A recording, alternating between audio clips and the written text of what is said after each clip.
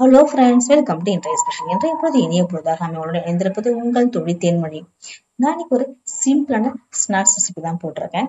Exam தான் முடிஞ்சு குழந்தைங்க வீட்டுல இருக்காங்க, அடிக்கடி ஸ்நாக்ஸ் செய்ய முடியலையா, இந்த மாதிரி ஸ்நாக்ஸ் செஞ்சு நீங்க பாக்ஸ்ல போட்டுச்சுன்னா 10 நாள் ஆனாலும் கிறிஸ்பியா டேஸ்டாவே இருக்கும். சிம்பிளான ஸ்நாக்ஸ் தான், 10 நிமிஷம் இருந்தா போதும். வீட்டுல அரிசி மாவு மட்டும் இருந்தா போதும், செஞ்சு முடிச்சிடலாம். வாங்க வீடியோக்குள்ள போலாம்.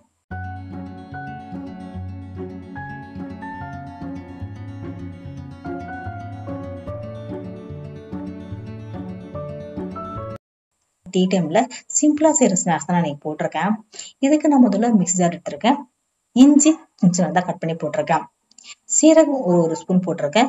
ஓமம் ஒரு அரை ஸ்பூன் போட்டுங்க. கூடவே பச்சை மிளகாய் 2 கட் பண்ணி போட்டிருக்கேன். காரத்துக்கு ஏற்ற மாதிரி நீ மிளகாயை கூட்டிக்கலாம். இது நல்லா மிக்சியில போட்டு ஒரு ஓட்டி விட்டு தந்துருங்க.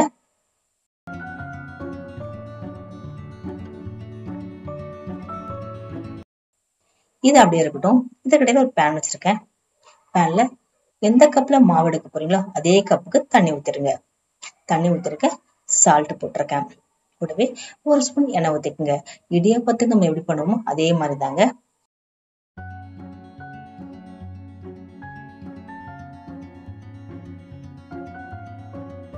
தண்ணி நல்லா கொதிக்க ஆரம்பிக்குது. இப்ப நாம அரைச்சு வச்சிருக்க இஞ்சி பச்சை மிளகாய் விழுத போட்டுக்கலாம். போட்டு நல்லா மிக்ஸ் பண்ணி விடுங்க. தண்ணி நல்லா கொதிக்க ஆரம்பிக்குது. இப்ப நம்ம மாவு போட்டுக்கலாம். பச்சரிசி மாவு எந்த கப்ல தண்ணி எடுத்தீங்களோ அதே கப்ல 1 கப் மாவு போட்டுங்க. இது கடையில வாங்கின மாவு தான். பச்சரிசி மாவு இடியாப்பத்துக்கு யூஸ் பண்ற மாவா இருக்கலாம், அப்படி இல்லைன்னா கொழுக்கட்டைக்கு யூஸ் பண்ற மாவா இருக்கலாம். பட் நல்லா மிக்ஸ் பண்ணி விடுங்க. நல்லா மிக்ஸ் ஆகி வரட்டும்.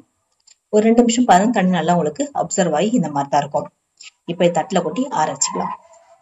ரொம்ப நல்லா ஃபுல்லா கலக்கணும் அவசியம் இல்லைங்க. ஒரு 5 மினிட்ஸ் பொறுத்து இல்லை சூடு போன பிறகு தண்ணி தேவைப்பட்ட லைட்டா தெளிச்சுக்கலாம். அப்படி இல்லைன்னா எண்ணெய் லைட்டா ஒரு ஸ்பூன் ஊத்தி நல்லா மிக்ஸ் பண்ணி விடுங்க. இந்த மாதிரி மாவு நீங்க சப்பாத்தி பிசைற மாதிரி பிசைஞ்சு வச்சுட்டேன்.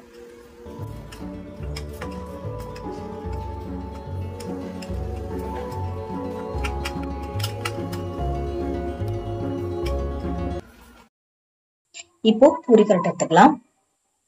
இதுல இந்த மாதிரி மாவை திரட்டிக்குங்க. ஒரே ஷேப்பா கிடைக்காது. அரிசி மாவுன்றது இத மாதிரிதான் வரும். இந்த மாதிரி நம்ம திரட்டி எடுத்துக்கிட்டேன். இப்போ 4 பக்கமும் கட்டர் வச்சு கட் பண்ணி எடுத்துருங்க. கட்டர் இல்லைன்னா நைட்டோட கட் பண்ணி எடுத்துடலாங்க. கட் பண்ண பிறகு இந்த மாதிரி ஸ்கொயர் ஷேப்ல நீல வாக்குல கட் பண்ணி எடுத்துருங்க. உங்களுக்கு நீல வாக்கு வேணும், டைமண்ட் வேணாலும் டைமண்ட் ஷேப்ல கட் பண்ணிக்கலாம்.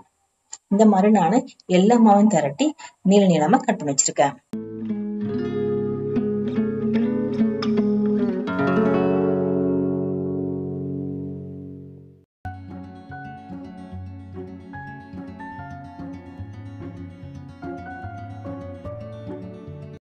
இங்க பாருங்க, எனக்கு 1 கப் மாவுக்கு எனக்கு இந்த அளவு கிடைச்சிருக்கு. இந்த மாதிரி எல்லாத்தையும் கட் பண்ணி வச்சுட்டேன். இப்ப எண்ணெயில பொரிச்சு எடுக்க போறோம். பேன் வச்சிருக்கேன். பேன்ல எண்ணெய் ஊத்திருக்கேன். நல்லா காஞ்சு வரட்டும். நல்லா எண்ணெய் காஞ்ச பிறகு அடுப்பை சிம்ல ஆக்கிடலாம். இப்ப இந்த ஸ்நாக்ஸை பொரிச்சு எடுத்துட போறோம். அடுப்பு சிம்லயே தான் இருக்குது. நல்லா திரி போட்டு ஒரு 2 to 3 நிமிஷம் நல்லா வெந்து வந்துடும். இங்க பாருங்க, நல்லா செவந்து வர ஆரம்பிக்குது.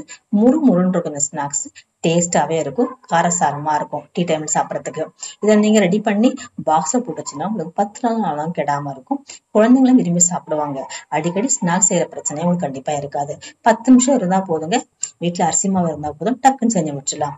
சிம்பிளான ஈஸியான ஸ்நாக்ஸ் தான். கண்டிப்பா ட்ரை பண்ணி பாருங்க. இது கண்டிப்பா பிடிச்சிருக்கும். லைக் பண்ணுங்க, ஷேர் பண்ணுங்க, சப்ஸ்கிரைப் பண்ணுங்க. மறக்காம பக்கத்துல இருக்க வீடியோ பிரஸ் பண்ணுங்க. உங்க ஃபேமிலிக்கும் ஃப்ரெண்டுக்கும் ஷேர் பண்ணுங்க. தேங்க்யூ.